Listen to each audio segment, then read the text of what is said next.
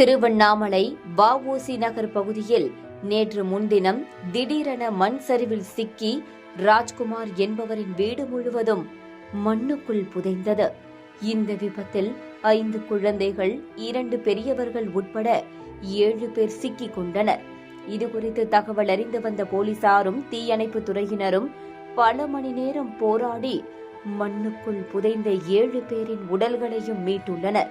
இதற்கிடையில் மண்ணுக்குள் புதைந்து போன ராஜ்குமார் ஆசையாக வளர்த்து வந்த வளர்ப்பு நாய் எஜமானை 2 நாட்களாக காணாமல் தவித்து வந்தது. எஜமானை மீண்டும் பார்த்து விடுவோமா என்ற தவிப்பில் ராஜ்குமார் புதைந்து போன இடத்தையே சுற்றி சுற்றி வந்து கொண்டிருந்தது. வளர்ப்பு நாய் ஒரு புறம் எஜமானை தேடிக் கொண்டிருக்க, மறுபுறம் மீட்பு படையினர் உடல்களை தேடிக் கொண்டிருந்தனர். அப்போது வளர்ப்பு நாய் ஒரே இடத்தை நீண்ட நேரமாக சுற்றி வந்துள்ளது. அந்த இடத்தில் மீட்பு படையினர் தேடிய போது ராஜ்குமார் மற்றும் ரம்யா இருவரின் உடல்களும் கிடைத்துள்ளன.